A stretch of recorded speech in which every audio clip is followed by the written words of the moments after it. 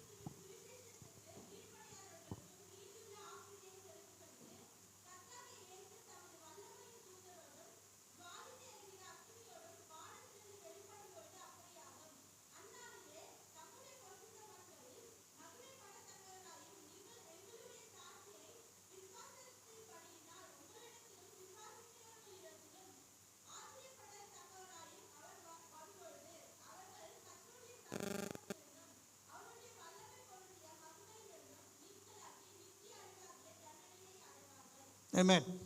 Thank you, my friends. I bring warm greetings in this morning. So would you please read 2 Thessalonians chapter 1 verse from 4 to 10.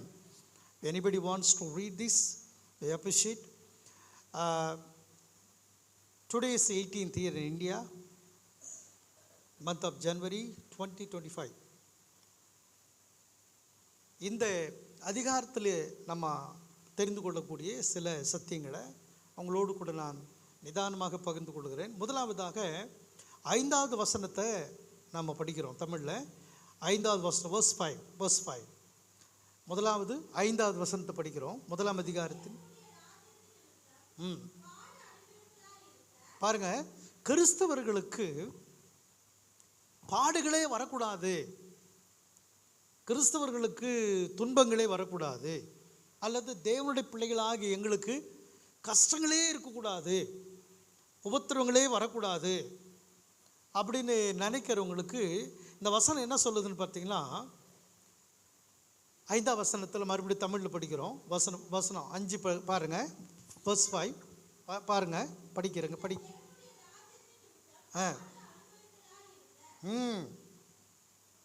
That you may be counted worthy of the kingdom of God for which you also suffer. அதாவது தேவனுடைய ராஜ்யத்தின் மித்தம், counted worthy of the kingdom. வசனம் 7 என்ன சொல்லுது படிங்க. வசனம் 7ஆம் வசனத்தை படிக்கிறோம். verse 7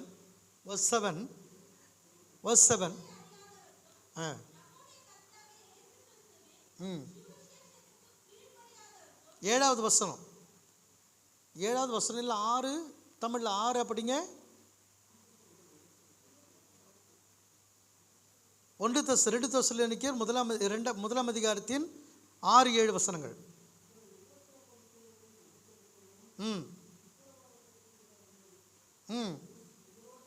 பாருங்க, இங்கே என்ன சொல்றாரு கேட்டிங்களாக்கா, ரிலீஃப் அப்படிங்கிற வார்த்தை இருக்கிறது.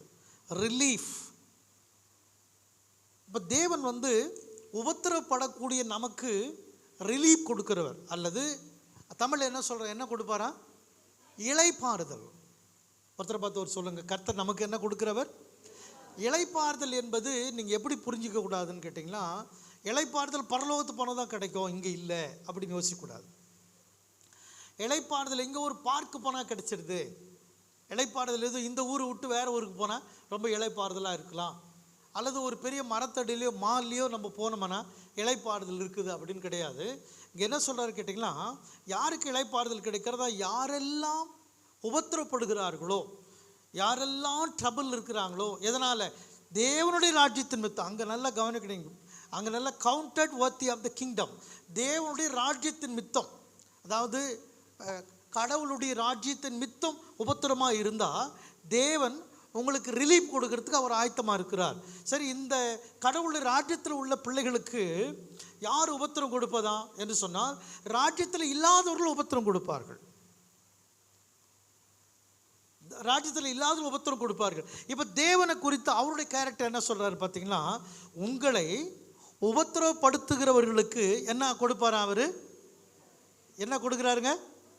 உபத்திரத்தை கொடுக்கிறார். உங்களுக்கும் எதை கொடுக்கிறாரா? இளைப்பாறுதல் கொடுக்குறார். நீங்கள் தொடர்ந்து படிங்களா, வசனம் 7, 8, 9 தொடர்ந்து படிங்க. வசனம் 7, 8, 9, 10.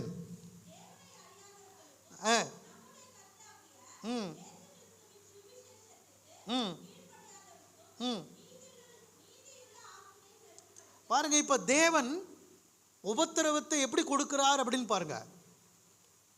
யாருக்கு உபத்திரவத்தை கொடுக்கிறார்? யாரெல்லாம் தேவனுடைய பிள்ளைகளுக்கு, தேவனுடைய ராஜ்யத்தில் உள்ள பிள்ளைகளுக்கு உபத்திரம் கொடுக்கிறார்களோ அவர்களுக்கு உபத்திரம் கொடுப்பது நாம் அல்ல, நம்முடைய அரசாங்கமும் அல்ல.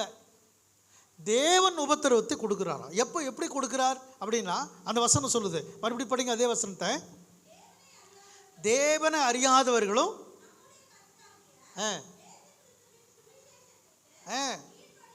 சுவிசேஷம் இயேசுவை குறித்து நாம் சுவிசேஷம் சொல்லும் பொழுது யாரெல்லாம் கீழ்ப்படியிலையோ அவர்களும். இப்போ அவங்களுக்கு என்ன கொடுக்கிறார் தேவன் கேட்டிங்கன்னா, ரைச்சஸ் ஆஃப் அல்ல ரைச்சஸ் ஜட்ஜ்மெண்ட் ஆஃப் காட், நீதி உள்ள தண்டனையை அவர்கள் பெறுவார்கள். அல்லேலூயா. இப்போ இது எந்த உபத்திரவத்தை சொல்லுது என்று சொன்னால், யாரெல்லாம் தேவனுடைய ராஜ்யத்துக்காக சுவிசேஷத்திற்காக ஊழியத்தின் மித்த கவலைப்படுறீங்களோ அல்லது உபத்திரப்படுறீங்களோ, உங்களுக்கு நியாயமான ஒரு நியாய தீர்ப்பு வருகிறது அந்த உபத்திரவத்தில் இருக்கிறவர்களுக்கு. அப்போ இந்த 8ஆம் வசனத்தில் என்ன படிக்கிறோம் அப்படின்னு பார்த்தீங்கன்னா, 8வது வசனத்தில் பாருங்க, flaming fire vengeance punished with everlasting destruction from the presence of the Lord. 9ஆம் வசனத்தை படிங்க. 9ஆம் வசனம், வசனம் 9. ம் ம் ம் ம் ம் 10வது வசனம். பாருங்க, யாரெல்லாம் தேவனுடைய பிள்ளைகளை உபத்திரப்படுத்துகிறார்களோ அவர்கள் என்ன செய்யப்படுவார்களா? படிங்க. நித்திய அழிவாகிய தண்டனையை அடைவார்கள். பிரைஸ் லார்ட் சொல்லுவோமா? இது ஒருவேளை இந்த திருச்சபையில் உள்ள மக்கள், ஒருவேளை இந்த வீடியோவை பார்க்கக்கூடியவர்கள் எச்சரிக்கப்படணும். சுவிசேஷத்தை நிராகரிக்கிறவர்கள், இயேசுவை நிராகரிக்கிறவர்கள், சபையை துன்பப்படுத்துகிறவர்கள், கிறிஸ்தவர்களை துன்பப்படுத்துகிறவர்கள், கிறிஸ்தவர்களை தூஷிக்கிறவர்கள், அற்பமாய் எண்ணுகிறவர்களுக்கு தேவன் கொடுக்கிற பதில் என்ன அப்படின்னு பார்த்தீங்கன்னா, நிரந்தரமான அல்லது punished with everlasting destruction from the presence of the Lord. அவர்கள் தேவனுடைய பிரசன்னத்தில் நிரந்தரமாக இல்லாதபடி தண்டிக்கப்படுவார்கள். பிரைஸ் லார்ட் சொல்லுவோமா? அல்லேலூயா, அல்லேலூயா. சரி, இப்போ 2ஆம் அதிகாரத்தில் நீங்கள் ஒரு சில வசனங்கள் உங்களுக்கு காண்பிக்கிறேன். 2ஆம் வசனத்தில் நீங்கள் பார்க்கும்போது ஒரு 3வது வசனம், 3வது வசனம், 8வது வசனம், 9வது வசனம், சாப்டர் 2, சாப்டர் 2 verse 3, 8, 9. சாப்டர் 2 படிப்போம். 3வது வசனத்தில்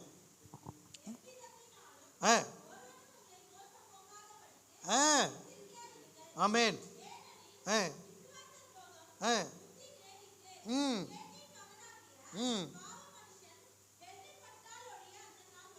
பாருங்க, இங்கே என்ன படிக்கிறோம் அப்படின்னு கேட்டிங்கன்னா, நீங்கள் என்ன பண்ணக்கூடாதுன்னு சொல்கிறாரு? என்ன பண்ணக்கூடாதா? மோசம் போகாதிருங்கள். மோசம் என்பது we do not need to be dismayed. நாம் மோசம் போவதற்கு எதில் மோசம் போகுதுன்னு சொன்னால், தேவனுடைய ராஜ்யத்தில் இருந்து விலகி போவதற்கு, செப்பரேட் ஆவதற்கு. கடவுளுடைய ராஜ்யம் என்பது சபை. Price the Lord. ராஜ்யம் என்பது சபை. இந்த சபையை விட்டு வெளியே போவதற்கு உரிய மோசம் போகக்கூடிய வழிகளை பிசாசானவன் அவனுடைய வல்லமை செய்யும், நமக்கு ஏற்படுத்தும்.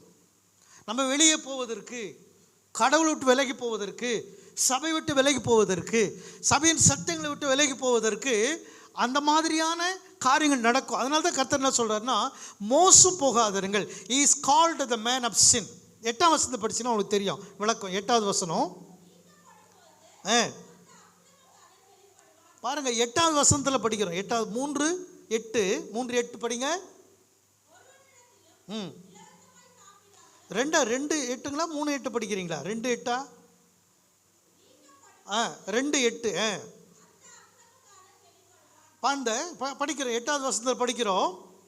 8வது வசனத்தை படிக்கிறோம்.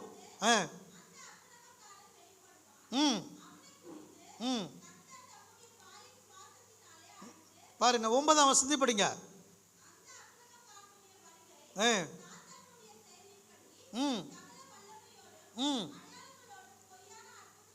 பாருங்க என்ன நடக்கும்?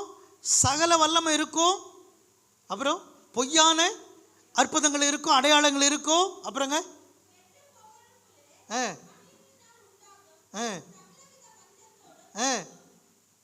பாருங்க இங்க இந்த வசனம் என்ன சொல்லுது அப்படின்னு பார்த்தீங்கன்னா, அதான் 3வது வசனம், 8வது வசனம், 9ஆம் வசனத்தில் த மேன் ஆஃப் சின், அதாவது பாவ மனுஷன், பாவ மனுஷன் அல்லது தமிழில் சொல்கிறோம் அக்கிரமக்காரன். இந்த அக்கிரமக்காரன் யாரை வஞ்சிக்கிறான், யாரை மோசம் போக்குறான்னு சொன்னால், யாரெல்லாம் சபைக்குள்ள, யாரெல்லாம் தேவனுடைய ராஜ்யத்துக்குள்ள இருக்கிறார்களோ அவருடைய மனக்கண்களை குருளாக்கி அவளை மோசம் போக்குவான். அல்லேலூயா. மறுபடியும் படிக்கிற 3ஆம் வசனம், 8ஆம் வசனம், 9ஆம் வசனம். 3ஆம் வசனத்தை பாருங்க தமிழில்.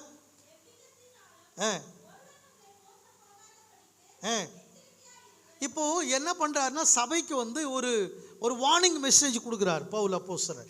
எச்சரிக்கையாயிருங்கள். ஒருத்தரை பார்த்து சொல்லுவோம், எச்சரிக்கையாயிருங்கள். என்ன பண்ணுங்க? எச்சரிக்கையாயிருங்கள். ஏன் எச்சரிக்கையா இருக்க வேண்டும் என்று சொன்னால், பாவ மனுஷன் வெளிப்படக்கூடிய ஒரு கடினமான கட்டாயமான ஒரு காலகட்டத்தில் நாம் இருக்கிறோம். ஆகவே எச்சரிக்கையாயிருங்கள். தொடர்ந்து படிக்கிறோம். 8ஆம் வசனம்.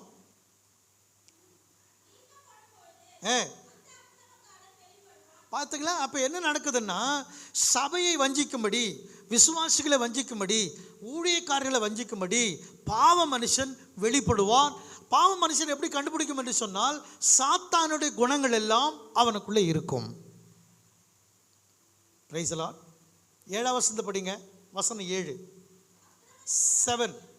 படிங்க.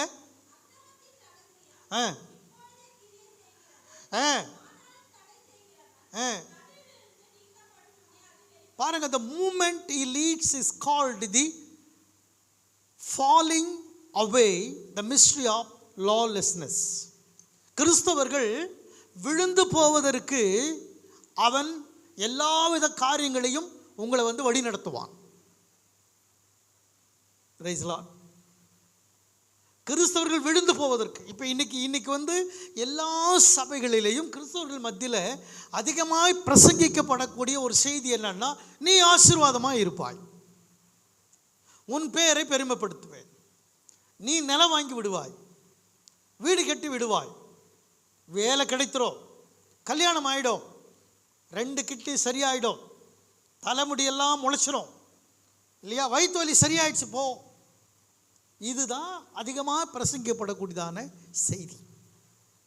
ஆனால் திருச்சபையை தேவன் பக்கம் நடத்தணும் அப்படின்னு சொன்னால், நம்ம யாரை புரிந்து கொள்ளணும்னு சொன்னால், பிசாசானவன் சாத்தான் அவன் எப்படி சபையை வஞ்சிக்கிறான், நம்மை வஞ்சிப்பான் என்பதை புரிந்து கொள்ள வேணும். இன்னைக்கு சபைகள் காலியாவதற்கு காரணம் யாருன்னு கேட்டீங்கன்னா, பாஸ்டர் கிடையாது. அவனுடைய தனிப்பட்ட இருதயத்தில், அவனுடைய வாழ்க்கையில் காணப்படக்கூடியதான மேட்டுமையான சிந்தனை, பாவ சிந்தனை, பிரிவினையின் சிந்தனை, கர்த்தருடைய வசனத்தை சரியாய் புரிந்து கொள்ளாத சிந்தனை. இதனால்தான் சபை விட்டு பிரிந்து போகிறான். பிரிந்து போவதற்கு யாரையும் ஒருவர் காரணம் சொல்ல தேவையில்லை. நாம் சரியாக இருப்போமானால் நம்ம எந்த இடத்துல இருந்தாலும் கர்த்தரை துதிப்போம். Praise the Lord. அல்லேலூயா, அல்லேலூயா. சரி, இப்போ 4ஆம் வசனம் என்ன சொல்லுது? 2ஆம் அதிகாரத்தில் 4ஆம் வசனம் 3-4 படிக்க பார்ப்போம். 3-4 பாருங்க.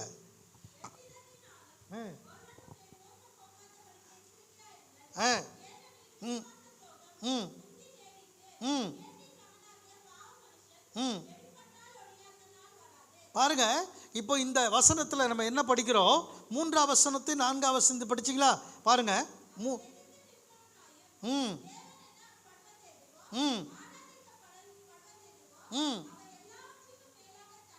ஆப்போஸ் படிங்க. பாருங்க. he oppose and exalt himself above God.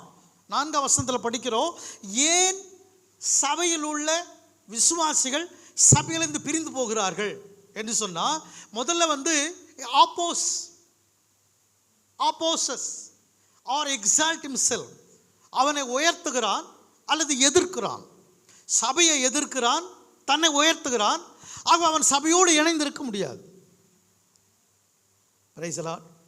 ஏன்னா when you exalt yourself, when you opposes to the congregation, to the pastor, to the believers, to the congregation, you cannot stand or you cannot fellowship or communion or commit with the Lord or with the church. சபையோடு இருக்க முடியாது, விசுவாசிகளோடு இருக்க முடியாது. காரணம், அங்கே தன்னை உயர்த்துகிறபடினால, ஆப்போஸாக இருக்கிறபடினால அவனால் தொடர்ந்து என்ன செய்ய முடியாது, நிச்சயமாக இணைந்திருக்க முடியாது. சபையோடு கூட இணைந்திருக்கவே முடியாது. அல்லேலூயா. கரங்களோடு சொல்லு அல்லேலூயா. சத்தமாக சொல்லுங்க ஆமென். அல்லேலூயா, ஹல்லேலூயா, ஹல்லேலூயா. சத்தமாக ஆமென். அல்லேலூயா. ஆகவே இந்த காலவேளையில் நாம் சரியாக கவனிக்க வேண்டும். இந்த காலவேளையில் சரியாக கவனிக்க வேண்டும். 4ஆவது வசனத்தில், ஒருவன் தன்னை உயர்த்தினால், ஒருவன் எதிர்த்து நின்றால் அவன் பிரிவினை உண்டாக்குறவன். அது மட்டுமல்ல, அவன் சாத்தானுடைய இன்ஃப்ளூயன்ஸில் செய்கிறான்னு அர்த்தம். மறுபடியும் 7ஆம் வசனத்தை படிக்கிறோம். அப்போ கிரியை செய்கிறதுன்னு சொன்னால் இட்ஸ் ஒர்க்கிங். அந்த திருச்சபையில் சாத்தானுடைய செயல்பாடுகள் திருச்சபைக்கு விரோதமாய், கர்த்தருக்கு விரோதமாய், சபைக்கு விரோதமாய் இன்னைக்கு கிரியை செய்து கொண்டிருக்கிறது. பிரைஸ் தி லார்ட் சொல்லுவோமா? அல்லேலூயா. இன்னைக்கு ஐயா சொன்னாங்களா, வாலிபர்களை ஏன் வரல? சாத்தானுடைய கிரியை, எஸ்கேப். அவன் சொல்லுவான், எனக்கு இந்த வேலை இருந்தது, அந்த வேலை இருந்தது, இல்லை பாஸ்டர் என்ன இப்படி சொல்லிட்டார், அல்லது இந்த சபையார் இப்படி என்ன சொல்லிட்டாங்க. இதெல்லாம் சாக்கு போக்கு சொல்லுவது காரணம் யாருன்னு கேட்டிங்களா? பிசாசானுடைய தந்திரமான காரியங்கள். 7ஆம் வசனம் அப்படி தான் சொல்லுது. அது சாத்தான் கிரியை செய்கிறான். கர்த்தர் ஒரு பக்கம் சபையில் கிரியை செய்கிறார், பிசாசு என்ன செய்கிறான்? கிரியை செய்கிறான். கரங்களை வச்சு சொல்லுவோம் ஆமென். அல்லேலூயா, ஹல்லேலூயா, ஹல்லேலூயா. 9ஆம் வசனத்தில் பாருங்க, இன்னும் தெளிவாக இருக்கு. verse 9 chapter 2 verse 9. 9ஆம் வசனத்தில் பாருங்க.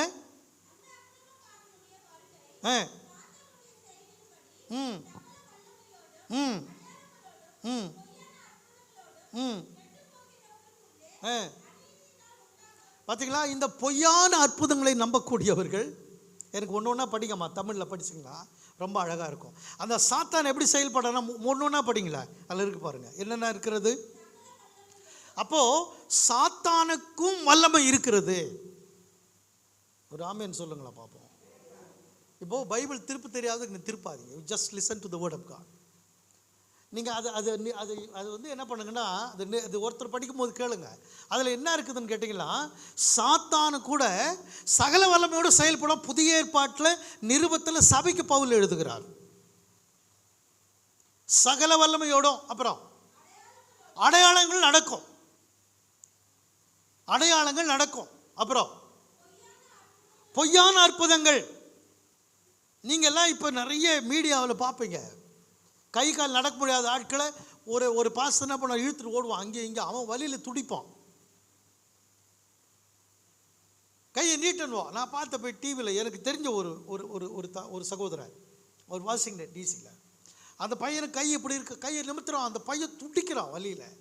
நிமிர்ந்துச்சா எங்கே நிமிர்ந்தான், அப்படி தான் இருக்குது கை.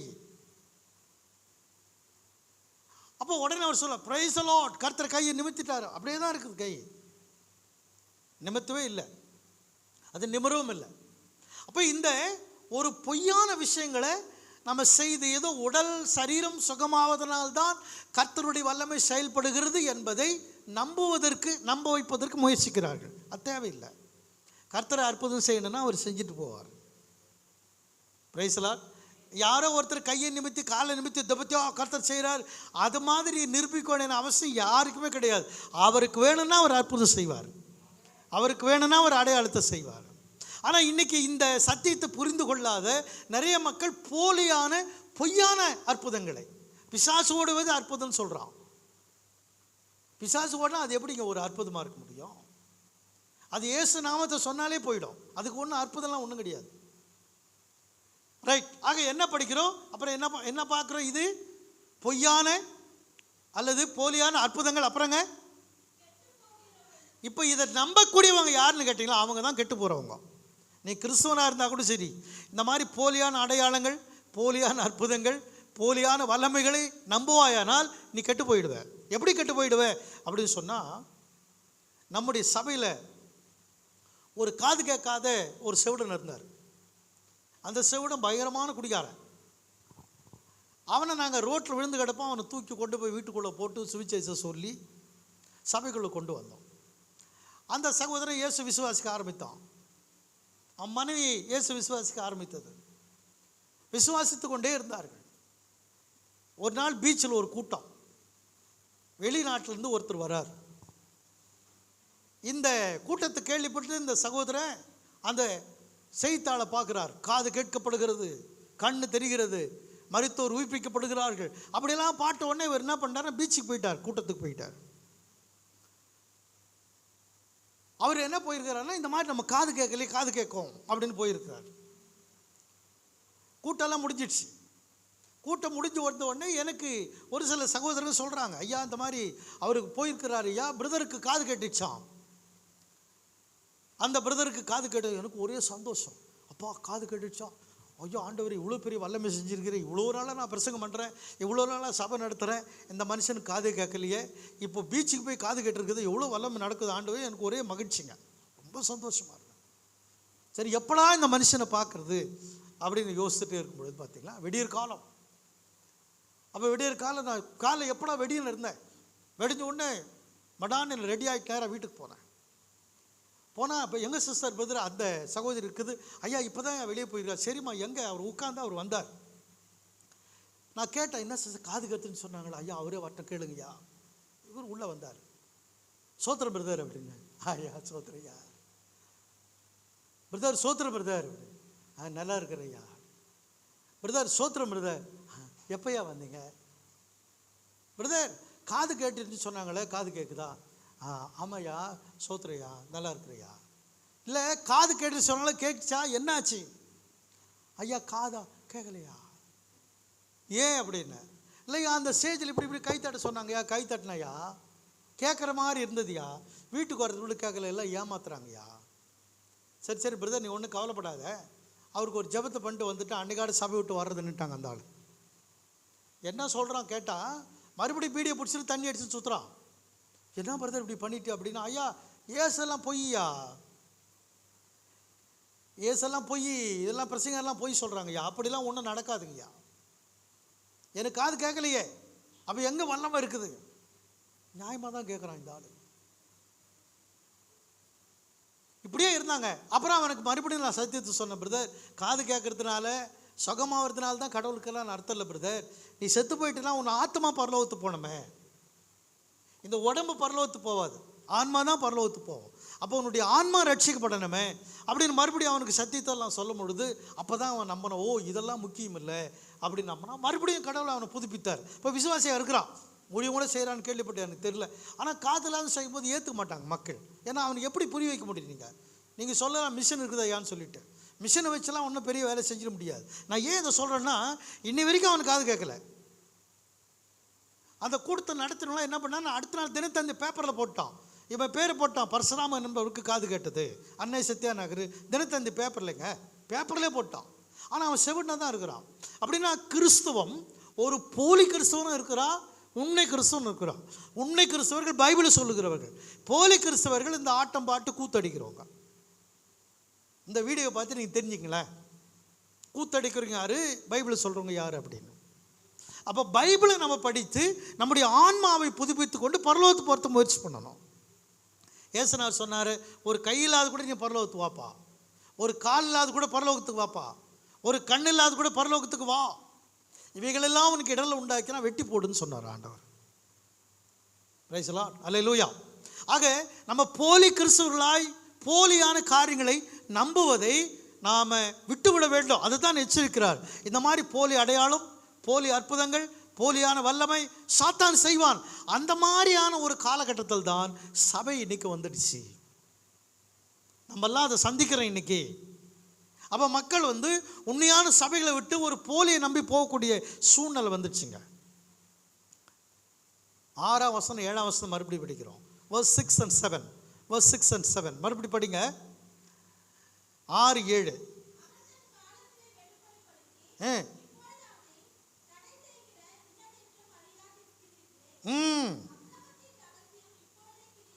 பாருங்க, இந்த 2ஆம் அதிகாரத்தை நீங்கள் வீட்டில் போய் படித்து பாருங்க. மத்தேயு சுவிசேஷம் 18ஆம் அதிகாரத்தில் 15, 16, 17 3 வசனங்களிலே இவ்விதமாக சொல்லப்பட்டிருக்குது. ஒரு திருச்சபையோட டிசிப்ளின், அதாவது சபையோட discipline. Matthew chapter 18 verse 15 to 17 படிப்போம் சத்தமாக.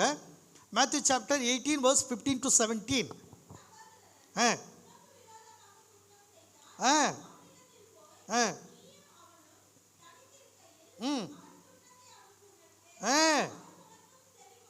ஆமென். பாருங்க, திருச்சபையினுடைய டிசிப்ளின். சபையில் உள்ள விசுவாசிகளே, சபை மக்களே, கிறிஸ்தவர்களே, சபையினுடைய ஒரு டிசிப்ளின் அங்கே சொல்றார். பாருங்க, யார் விரோதத்தை வளர்க்கக்கூடியவன், யார் சபையோடு இணைந்திருக்கிறவன். பாருங்க, இந்த வசனம் என்ன சொல்லுது? 15ஆம் வசனத்தில் இயேசு போதிக்கிற போதனை சர்ச் டிசிப்ளின். சரிங்களா? என்ன ஆக்ஷன் எடுக்கணும் இந்த டிசிப்ளினுக்கு? பாருங்க, 15ஆம் வசனத்தில் படிங்க. 15வது வசனம் 18ஆம் அதிகாரத்தில். அப்போ சபையில் ஒருவருக்கொருவர் விரோதமாக பேசக்கூடிய ஒன்று இருக்கும். சபையில் இருக்கும். ராமன் சொல்லுவோமா? நம்மக்கிட்ட நல்லா தான் பேசுவான், போதகர்கிட்ட நல்லா பேசுவார், ஒருத்தருக்கு ஒருத்தர் நல்லா தான் பேசுவீங்க. ஆனால் வெளியில் போய் என்ன பண்ணுவார்? ஒருவருக்கொருவர் குறை பேசுவாங்க, கட்டாயமாக பேசுவாங்க. அவர் நல்லவர் நீங்கள் சொல்லவே முடியாது. அப்படியெல்லாம் அவர் பேச மாட்டான்னு சொன்னோம்னா நம்ம தான் நம்மளை ஏமாத்திக்கன்னு அர்த்தம். அப்படி தான் பேசுவான்.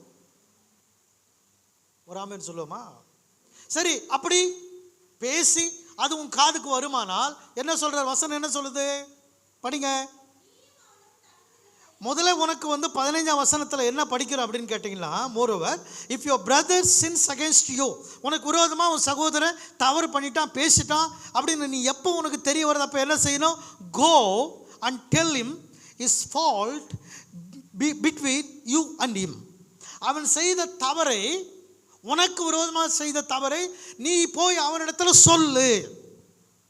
இன்னொருத்தர் படிங்கம்மா, சத்தமாக படிங்க, தமிழில் படிங்க. 15ஆம் வசனத்தை படிங்க. 15ஆம் வசனம் verse 15 chapter 18 சத்தமாக படிங்க பார்ப்போம்.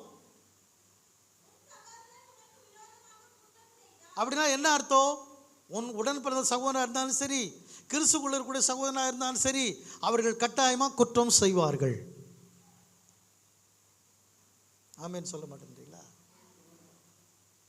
உன் சகோதரி உனக்கு விரோதமாக பேசும், உன் தம்பியோ அண்ணனோ விரோதமாக பேசுவான், பிரதர் சிஸ்டர் உங்களுக்குள்ள விரோதமாக பேசுவீங்க. ஆனால் அது உனக்கு தெரியாத வரைக்கும் மன கஷ்டமே ஏற்படாது.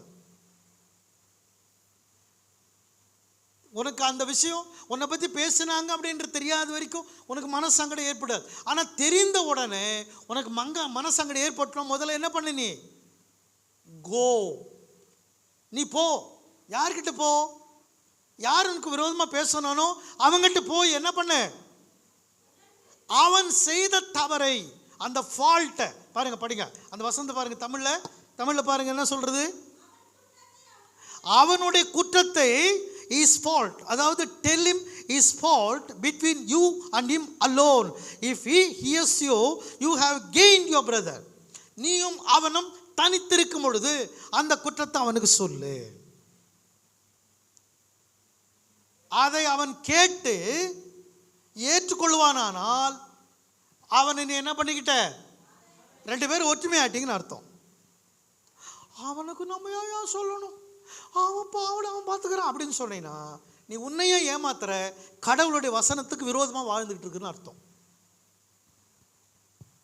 அவங்களே உணரட்டும் ஐயா அப்படின்னா நம்ம பைபிளை சொல்ல தேவையில்லையே.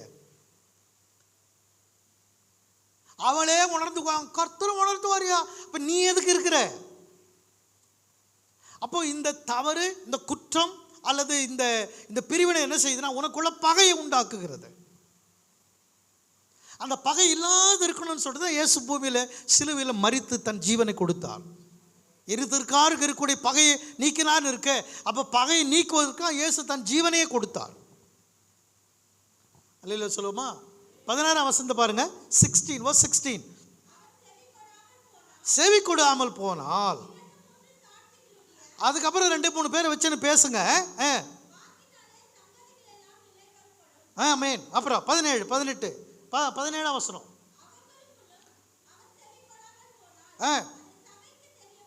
பார்த்தீங்களா? இப்போ என்ன பண்றாரு? அப்போ 2 பேரை வச்சு பேசுப்பா, அப்புறம் சபைக்கு தெரியப்படுத்துப்பா, அப்புறம்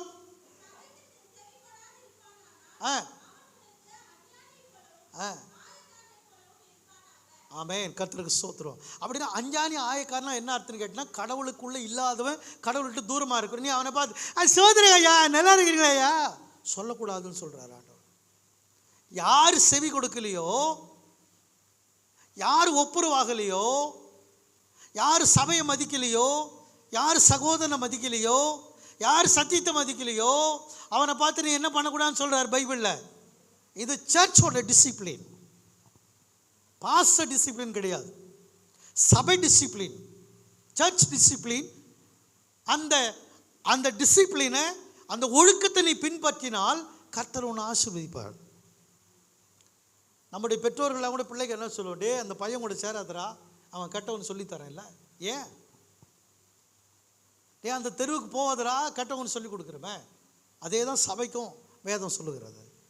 எப்போ சத்தியத்தை விட்டு விலகி இருக்கிறானோ, எப்போ விரோதமாக இருக்கிறானோ, எப்போ சபையை மதிக்கலையோ அவனுக்கு சோத்திர சொல்றதை நீ நிறுத்தலாம், அவன் கூட நீயும் சாபத்தில் போயிடுன்னு அர்த்தம். You are under the curse. அல்லேலூயா சொல்லுவோமா? அல்லேலூயா. பாருங்க, தெசலோனிக்கேயர் 3ஆம் அதிகாரத்தில் 6வது வசனத்தை படிக்கிறீங்க. 2 தெசலோனிக்கேயர் 3ஆம் அதிகாரத்தில் 6வது வசனத்திலிருந்து படிக்கிறீங்க. 2 தெசலோனிக்கேயர் 2 தெசலோனிக்கன் சாப்டர் 3 verse 6 to படிங்க பார்ப்போம்.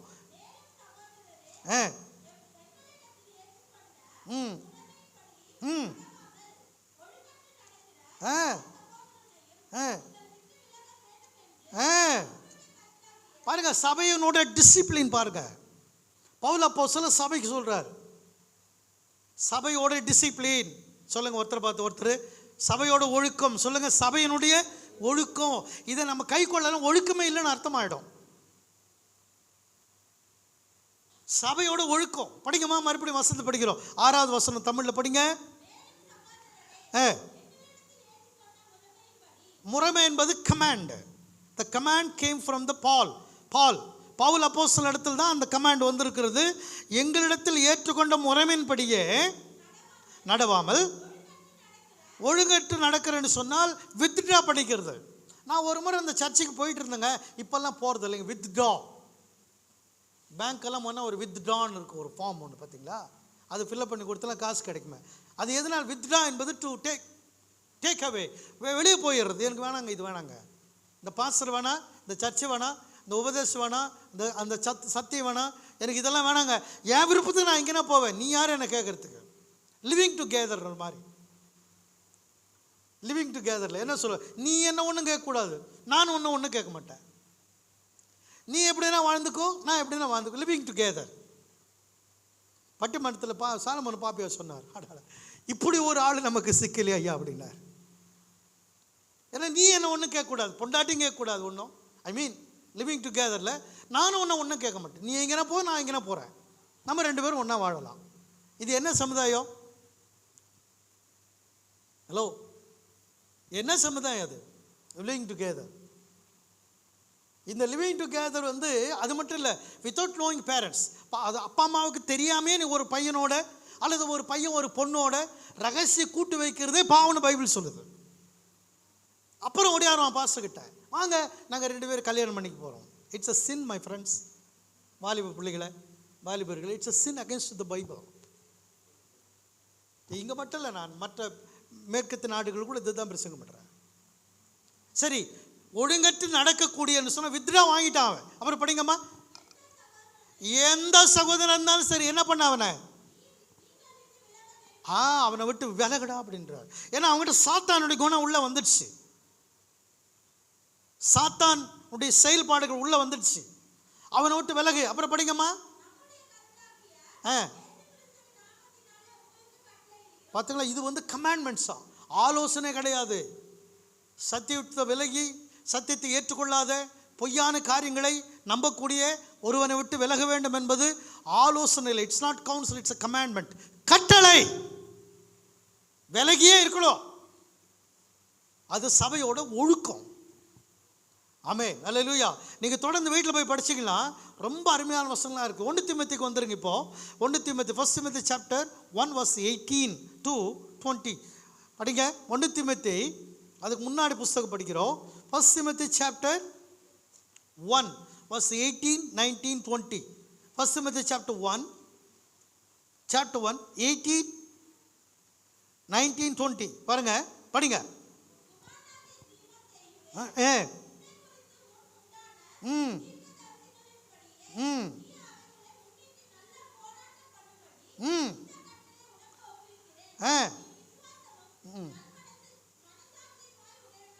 நல்ல மனசாட்சியும் விசுவாசம் உனக்கு இருக்கணும்.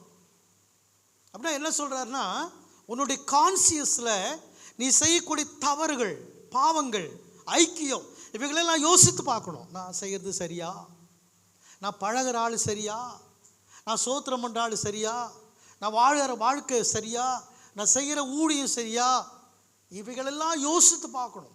கான்சியஸாக நம்ம யோசிக்கணும். ஆமென், அல்லேலூயா. படிங்கம்மா, தொடர்ந்து படிங்க.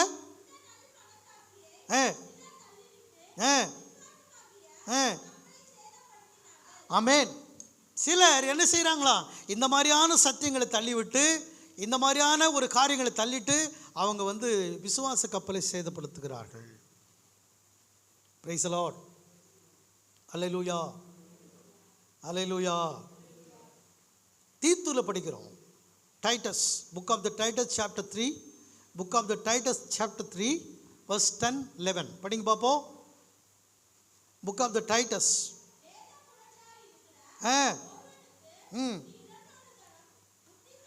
பாருங்க, இங்க என்ன சொல்லுதுன்னா, பைபிள் என்ன சொல்லுது பாருங்க.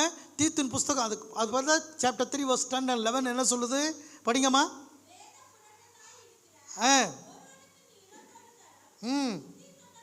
பாருங்க, reject a deceive man after the first and second admission படிங்க. அப்புறம் அவனை விட்டு விலகு. Praise the Lord, hallelujah. Knowing that such a person is 11ஆம் வசனம் படிக்கிறோம்.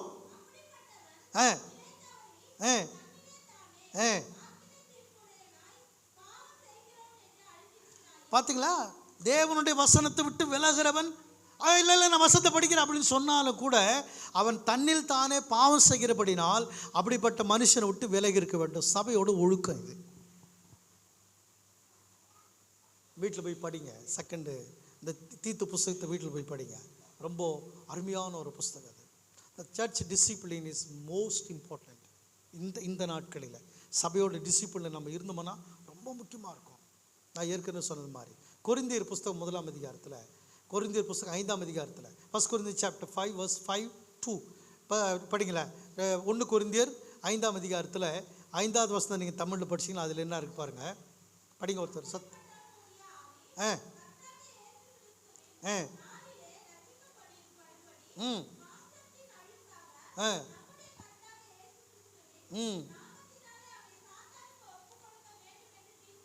பார்த்தீங்களா, சில பேர் வந்து சாத்தானுக்கு ஒப்பு கொடுத்துட்றாரு. நீங்கள் படிச்சிக்கலாம், ஏராளமான சத்தியங்கள், அதில் நிறைய சத்தியங்கள் இருக்கிறதுங்க. அப்போ இந்த காலை வேளையில் நீங்கள் பார்த்தீங்கன்னா அந்த தெசலோனிக்கர் புஸ்தகத்தில் அவ்வளோ ரகசியம் இருக்குது.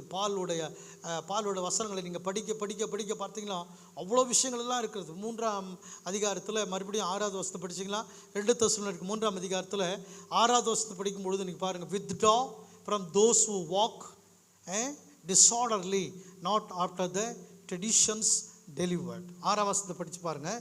2 தெசலோனிக்கர் 3ஆம் அதிகாரத்தில் 6ஆம் வசனத்தில் டிஸார்டராக நடக்கக்கூடிய ஒரு வாழ்க்கை படிங்கம்மா.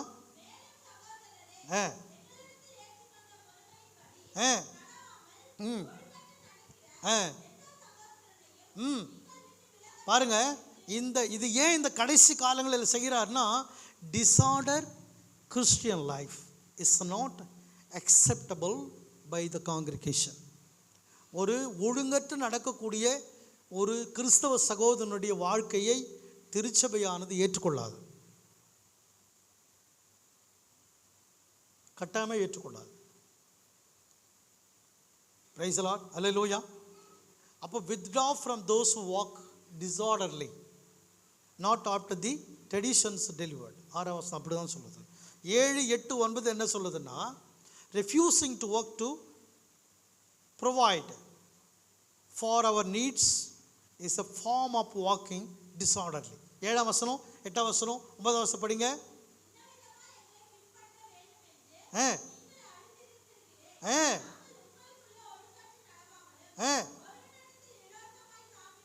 ஆக வேதாகமம் என்ன சொல்லிக் கொடுக்கிறது சொன்னால், உங்களை நடத்தருடைய வாழ்க்கை, உங்களை போதிக்கக்கூடிய போதனை சரியாக இருக்கும் பொழுது நீ ஏன் அவைகளை விட்டு விலக்கிக் கொள்ளுகிறாய்? ஆர்குமெண்ட், அது இட்ஸ் அன் ஆர்குமெண்ட் இல்லையா? எவ்வளோ பெரிய ஆர்குமெண்ட்னு பாருங்க. இது பவுலோட ஆர்குமெண்ட். நாங்கள் ஒழுங்காக இருக்கிறோமே, எங்கள் போதனை சரியாக இருக்கிறது, நாங்கள் சொல்லக்கூடிய சத்தியம் சரியாக இருக்கிறது, அப்படி இருக்கும்போது நீங்கள் ஏன் சத்தியத்துட்டு விலகி போகிறீர்கள்? It's argument. Praise the Lord, அல்லேலூயா. இப்போ இந்த ஆர்குமெண்ட்டுக்கு என்ன பதில் சொல்ல முடியும்? டிஸார்டராக நடக்கூடிய மக்கள். ஆகவே அப்படிப்பட்ட மக்களை விட்டு நாம் விலக வேண்டும். அடுத்து என்ன படிக்கிறோம்? 13, 14, 15 வசனங்கள் அதே அதிகாரத்தில் 13, 14, 15, chapter 3, 2 Thessalonians.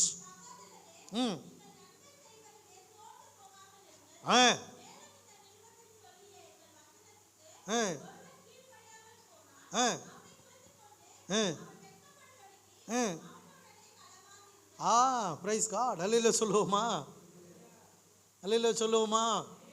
சத்தியத்தை ஏற்றுக்கொள்ளாத ஒருவனை விட்டு நீங்கள் ஏன் விலக வேண்டும் என்று சொல்லுகிறான்னு சொன்னால், அவனை உணர்த்துவதற்காக. அவன் என்ன செய்யணுமா? இல்லை என்ன படுவான்? வெக்கப்படணும்.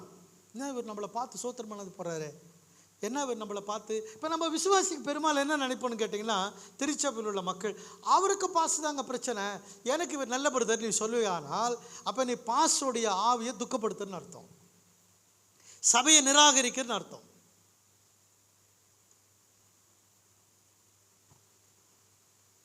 தெரியல, இன்னைக்கு கர்த்தருடைய ஆவியானவர் சபையின் ஒழுக்கத்தை பற்றி பேசுகிறார். ரொம்ப முக்கியமான, ஏன்னா கடைசி காலங்களிலே மோசம் போகாதிருங்கள். இந்த கடைசி நம்ம வாழக்கூடிய காலம் என்ன காலங்க? கடைசி காலத்தில் நம்ம சபையின் ஒழுக்கத்தின்படி வாழ வேண்டும் என்று கர்த்தருடைய வசனம் நமக்கு போதிக்கிறது. பிரைஸ் காட், அல்லேலூயா.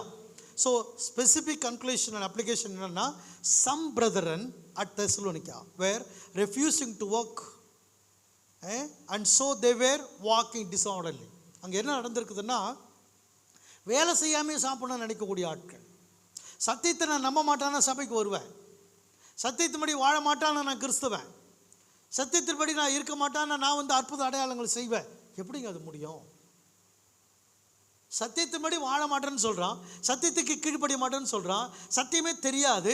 எப்படி அவனால் கர்த்தருக்கு பிரியமான ஒரு வாழ்க்கையை வாழ முடியும்? பிரைஸ் தி லார்ட், அல்லேலூயா. முடியுமா?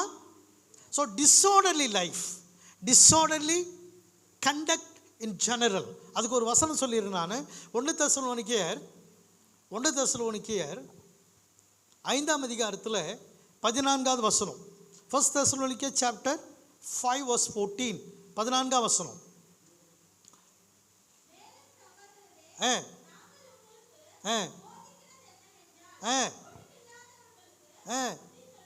என்னங்க என்ன பண்ணணுமா?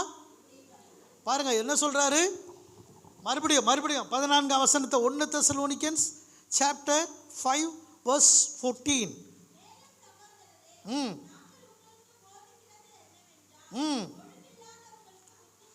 பாருங்க, brethren warn those who are unruly. அதாவது ஒரு ரூல் இல்லாம, ஒரு ஒழுக்கம் இல்லாம வாழக்கூடியவனுக்கு புத்தி சொல்லக்கூடிய இடத்துல சபையை கர்த்தர் வைத்திருக்கிறார், விசுவாசிகளை கர்த்தர் வைத்திருக்கிறார். புத்தி இல்லாத கூட நீயே போய் சேர்ந்து கூடாது. நீங்க சொல்றதுல நியாயம் இருக்குது பிரதர் அப்படி சொல்லிட்டீங்கன்னா you also became a disorder. Rule இல்லாம போயிடுது. Price the Lord. மறுபடியும் பாருங்க 14ஆம் வசனத்தை படிங்களா, வீட்டில் போய் நீங்க தெளிவா படிங்க, நிறைய விஷயங்களை நீங்க படிக்கலாம். 14ஆம் வசனம் மறுபடியும், warn those who are unruly, comfort the faint hearted, uphold the weak, the patient with all. தமிழ்ல படிங்க 14ஆம் வசனம்.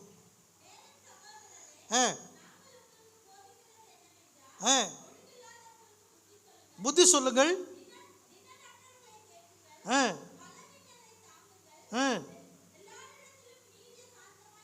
ஆமென்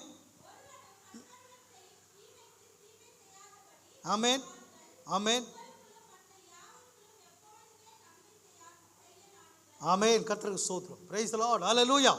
எவ்வளோ அருமையான போதனைகளை பவுலடியார் நமக்கு சொல்லி கொடுக்குறார் பாருங்க. இதில் வீட்டில் போய் நீங்கள் படிச்சிங்கன்னா இந்த சத்தியங்கள் எல்லாம் நிறைய காரியங்களை நீங்கள் கற்றுக்கொள்ளலாம். அப்போது சபையின் ஒழுங்கு என்பது ரொம்ப முக்கியம். சபையில் இருக்கக்கூடிய உபதேசம் என்பது ரொம்ப முக்கியம். சபையின் சத்தியம் என்பது ரொம்ப முக்கியம். நாம் வஞ்சிக்கப்படாது இருக்க வேண்டும், சோர்ந்து போகாமல் இருக்க வேண்டும், எப்பொழுது அப்படி வருகைக்கு என்னவா இருக்க வேண்டும், ஆயத்தமாக இருக்க வேண்டும். அது எல்லாவற்றுக்கும் இந்த வேத வசனங்கள் தான் நமக்கு வழிகாட்டியார். கைட் புக் அப்படின்னா அது பைபிள் தான். ஒரே ஒரு புஸ்தகம் நம்மளை வழிநடத்தக்கூடிய ஒரு புஸ்தகம் இருக்குமானால் அது எதுதான்? பரிசுத்த வேதாகமத்தை படிங்க. Read the Bible, keep reading the Bible, read the Bible. பைபிளை படிங்க படிங்க. பைபிளை படிச்சுட்டு கதை விடுறதெல்லாம் நிறுத்திடணும். பாஸ்டமாக இருங்க, சுவிசேஷருங்க, விசுவாசிங்க, கதை விடுறது, வானத்திலிருந்து இறங்குது, பூமியிலிருந்து போகுது, இந்த கதையெல்லாம் விடக்கூடாது. வேதம் என்ன சொல்லுகிறதோ அதை செஞ்சிட்டினா ஆசீர்வாதமாக இருப்பேன். இந்த கடைசி காலத்தில் நம்ம கையில் இருக்கக்கூடிய வேதாகமம் மட்டும்தான் உண்மை, நிஜம். அதுதான் நம்மளை வழி நடத்தும். நம்முடைய கனவுகள், நம்முடைய கற்பனைகள், நம்முடைய தரிசனங்கள் யாரோ ஒருத்தர் சொல்லி கொடுக்கறது இதெல்லாம் நமக்கு நிலைக்காது. தேவனுடைய வார்த்தைகள் மட்டும்தான். இயேசு என்ன சொன்னார்? வானமும் பூமியும் ஒழிந்து போனாலும் என் வார்த்தைகள் ஒழிந்து போகாது. அல்லேலூயா. ஆகவே வேதாகமத்தை இந்த 2025ஆவது ஆண்டில் படிக்க பழகி கொள்ளுங்கள். Please read the Bible. Please read the Bible. பைபிளை படிங்க, நிருபங்களை படிங்க, சுவிசேஷங்களை படிங்க. உங்களுக்கு நேரம் கிடைக்கும் போதெல்லாம் just turn the Bible and read it. At least ஒரு 5 வசனத்தை படிங்க, ஒரு 10 வசனத்தை படிங்க, ஒரு அதிகாரத்தை படிங்க. You may understand more then what you think beyond the your imitation. நீங்கள் நினைக்கிறத விட அதிகமான காரியங்களை பரிசுத்த ஆவியார் உங்களுக்கு சொல்லிக் கொடுப்பார். May God bless you. எல்லோரும் எழுந்திருப்போம், எல்லோரும் எழும்பி நிற்போம். Praise the Lord. கர்த்தர் நோக்கி பார்க்கலாம். கர்த்தர் நல்லவர். அல்லேலூயா.